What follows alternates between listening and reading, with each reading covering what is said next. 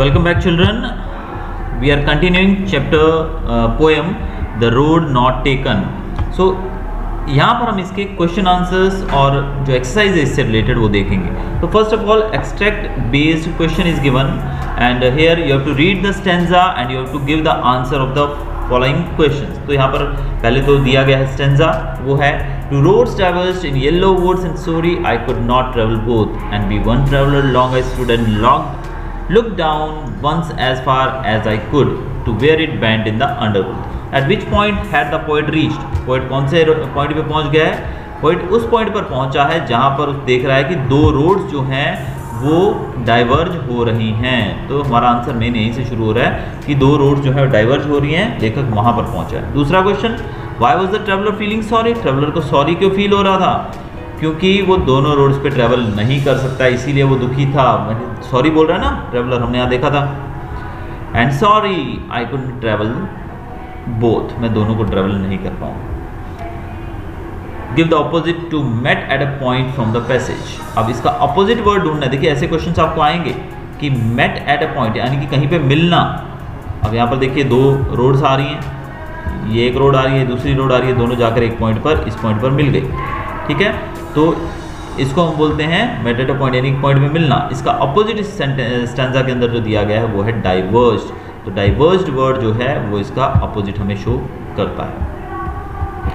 Next जो है वो भी हमारा स्टैंजा ही है और ये है and both that morning equally lay in leaves no step but had trodden back oh I kept the first for another day yet knowing how way leads on to way I doubted if I should ever come back. Which road does the poet choose? Poet ने कौन सी road चुनी? Second वाली road चुनी और उसने पहले वाली छोड़ दी कि भी मैं पहले वाली पे दोबारा आऊँगा. What was the poet doubtful about the first road? पहली रोड के बारे में उसको क्या डाउट था? Poet choose the second road over the first thinking that he would come to it some other day. लेखक ने, कवि ने सोचा कि मैं पहले वाली पे फिर किसी दिन आऊँगा, इसलिए मैं दूसरी रोड चुन लेता हूँ. ठीक है. तीसरा क्वेश्चन, वर्ड ढूंढना है हमें क्रस्ट का. क्रस्ट का सिमिलर वर्ड हमको ढूंढना है, वो है ट्रोडन. थर्ड स्टेंजा यहाँ पर दिया गया है. ये आपकी पोएम में से स्टेंजा आएगा तो इनमें से ही एक आएगा. थर्ड स्टेंजा के अंदर जो क्वेश्चन फर्स्ट पूछा गया है, why did the poet take the other road? Poet ने दूसरी रोड क्यों ली? Because he thought it would be more challenging to travel on it as only a few had used this. क्योंकि इस पर बहुत कम लोग चले हैं, इसलिए मैं इस पर चलूंगा तो मुझे बहुत मजा आएगा. चैलेंजिंग था इसलिए. What did the poet discover while traveling on the other road? Discover क्या किया उसने दूसरी रोड पे चलते हुए? उसने पाया कि दोनों ही रोड जो थी second was almost equally used as the first one. यानी कि उनको पहले लग रहा था कि फर्स्ट वन ज़्यादा यूज्ड है और सेकेंड वाली कम यूज्ड है, लेकिन उन्होंने पाया कि सेकेंड वाली जो थी वो भी इक्वली यूज थी फर्स्ट की तरह ही. तीसरा क्वेश्चन है यहाँ पर, What do the given lines suggest about the speaker? Speaker के बारे में हमें क्या पता लगता है इन लाइन से? इस लाइनों से पता लगता है कि स्पीकर लव्ड चैलेंजेस, कि स्पीकर को डिफिकल्टीज, चैलेंजेस से बहुत ही लगाव था. Last stanza, second last stanza यहाँ का है. क्वेश्चन 1 देखेंगे हम. How did the poet make this choice about the roads? Choice कैसे की? पोएट ने जो रोड लेस ट्रेवल्ड थी वो चुनी, जिसपे कम लोग गए थे उसने वो चुनी. दूसरा, What had made a lot of difference in the poet's life? Difference कैसे उसकी लाइफ में पड़ा? The poet regretted his decision as he thought that he would have been successful if he would have taken the other road and so his life would have been different. लेखक ने कहा कि अगर मैं दूसरी road चलता, यानी कि जिस रोड पे उन्होंने ट्रैवल किया, वो बोल रहे हैं कि मैं उससे दूसरी रोड पे जाता तो शायद जीवन मेरा अलग होता, मैं शायद और सक्सेसफुल हो जाता. What does the term road stand for? Road जो है वो हमको क्या दर्शाती है इस कविता के अंदर? रोड हमको बताती है हमारे जीवन में आने वाली अपॉर्चुनिटीज और चॉइसेस के बारे में. आगे है, what made the poet choose such a road? The poet choose such a road because grass has grown there and none had travelled so फार.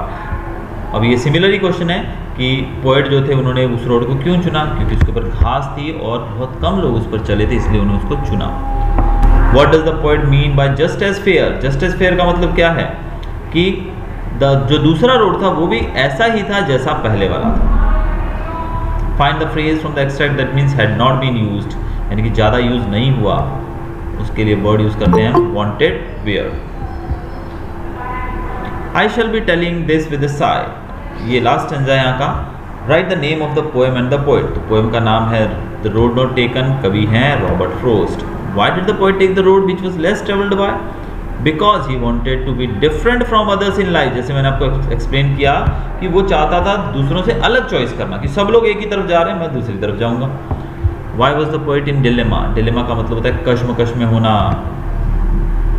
क्यों कश्मकश में था poet? Because he had to choose one road. कश्मकश में इसलिए था कि वो दोनों रोड्स को नहीं चुन सकता है, एक रोड उसको चुननी पड़ी। Where did the roads diverge? Roads कहाँ डाइवर्ज हो रही थी? वुड्स के अंदर, येलो वुड्स के अंदर, yellow woods. Where did the one road lead to? एक रोड कहाँ ले जा रही थी? Dense growth of plants and animals. एक रोड जो थी वो जहाँ पर प्लांट्स और एनिमल्स बहुत सारे थे, घने जंगल की तरफ ले जा रही थी। येलो वुड्स का मतलब क्या है? येलो वुड्स यहाँ पर कहा गया है ऑटम सीजन, यानी कि जब पत्ते झड़कर गिर जाते हैं उस सीजन को यहाँ पर दर्शाया गया है। तो यहाँ पर 2-3 और स्टेंजर्स दिए गए हैं, इसको मैं स्क्रॉल कर देता हूँ नीचे, बिकॉज मेरे ख्याल से मेन क्वेश्चंस जो है वो पीछे निकल चुके हैं, but you have to read these things also, क्योंकि काफ़ी इंपॉर्टेंटली इसमें से काफ़ी स्टेंजर्स जो है वो पूछे जाते हैं, तो आपको आंसर्स आने चाहिए। Now we'll move on to the short answer type questions. Why will the choice between two roads that seem very much like make such a big difference many years later in the life of the poet? यानी कि लेखक ने, कवि ने जो road चुना था वो रोड उनके जीवन में बहुत बड़ा डिफरेंस लेकर आई थी। कई सालों के बाद उन्होंने ऐसा रियलाइज किया। क्यों? A choice between two roads that seem very much alike will make such a big difference many years later in the poet's life since this particular decision. अब लेखक को नहीं पता था कि दोनों रोड जो है वो सिमिलर दिख रहे हैं, लेकिन अब एक्चुअल में तो रोड तो सिमिलर, दोनों जीवन का कोई भी रास्ता है तो सेम ही, लेकिन इतना बड़ा डिफरेंस इससे उनको देखने का मिलेगा ये उनको नहीं पता था। This path opened up many different opportunities for him in future. जो रास्ता उन्होंने चुना वो फ्यूचर की बहुत सारी अपॉर्चुनिटीज़ उनके लिए लेकर आया। The decision that he now makes will influence him and his life and his rest of the decisions. Since the two roads are same, they still have varied options in them. अब जो भी decision लेखक कवि यहाँ पर लेगा वो उसके जीवन पर पूरे तरीके से प्रभाव डालेंगे कमिंग लाइफ के ऊपर, कि आज आपने जो चीज़ चूज़ की है अपने जीवन के अंदर, जो डिसीजन लिया है, वो डिसीजन आपकी गई हुई लाइफ को तो इफेक्ट नहीं करेगा, वो आपकी कमिंग लाइफ को, आने वाली लाइफ को, फ्यूचर लाइफ को जरूर इफेक्ट करेगा। और दोनों जो चॉइसेस थी दोनों अलग अलग थी, इसलिए देखने में वो सेम लग रही थी, लेकिन वहाँ पर ऑप्शंस जो थे वो अलग अलग थे। Does the speaker feel that he has made the wrong choice in taking the road less traveled by? If not, why does he sigh? What does he regret? अब अगर लेखक ने गलत रोड नहीं चुनी थी तो वो साई मतलब एकदम चैन की सांस लेकर, यानी कि ऐसे क्यों बोलते हैं? अब no, the speaker does not feel that he has made a wrong decision. अब यहाँ पर ये तो नहीं लगता है कि लेखक ने गलत डिसीजन लिया है लेस ट्रेवल्ड रोड लेकर। The poet wanted to explore both roads, क्योंकि पोइट चाहते थे कि वो दोनों रोड को एक्सप्लोर करें, और वो हमसे आपको ये भी कहते हैं कि मैं वापस आऊँगा दूसरी रोड को ट्रैवल करने के लिए, लेकिन उनको शायद ये पता था कि ऐसा कर पाना पॉसिबल नहीं है। तो उनको कोई उस बात का मलाल नहीं है कि मैंने गलत रोड चुन लिया, क्योंकि जीवन में ये डिसीजन जब हो जाते हैं तो उसके बाद हमें कभी मलाल करने का कोई मतलब नहीं रहता है, because the time will not come back and that has made all the difference. What is your opinion of the difference? Was it for the better और द वर्स? अब इन्होंने ये भी कहा है कि इसी से सब डिफरेंस आया है। अब डिफरेंस का मतलब क्या? इट इज़ बेटर और वर्स, कि अच्छा या बुरा, किसके बारे में बात कर रहे हो? The poem does not clearly state. अब पोएम के अंदर ये तो क्लियरली नहीं बताया गया है कि वो अच्छा था या बुरा था चॉइस के बारे में, लेकिन the choice made by the poet made him happy और सैड। ये नहीं बताया गया कि वो खुश थे उससे या सैड थे। However if examine the way of the world we find that the individuals who have achieved recognition and fame have always assured the beaten track. Hence we can reason that the poet traveler was made happy by choosing the less traveled path, not the beaten track. The concluding line of the poem, and that has made all the difference, connotes the poet's joy. तो यहाँ पर हम ये तो देख सकते हैं कि कोई भी व्यक्ति जो है वो हमेशा डिफरेंट रास्ते पे चलकर ही, खासकर हम ये कवि जो हैं, लेखक जो होते हैं, ये दुनिया से काफ़ी डिफरेंट नज़रिया रखते हैं, अलग सोच रखते हैं, तो इन्होंने वो रोड चुना था जो कम ट्रेवल्ड था। ये सबके साथ भीड़ में शामिल होने वाले लोग नहीं होते हैं, कवि और लेखक जो होते हैं, इसलिए हम कह सकते हैं कि शायद ये खुश थे वो रोड चुनकर जो कम ट्रेवल्ड था। After reading the poem can you detail the tone of the entire poem? The overall tone of the poem is one of regret. He believes that at some time far in the future he will still be thinking of his two possible paths with a sigh.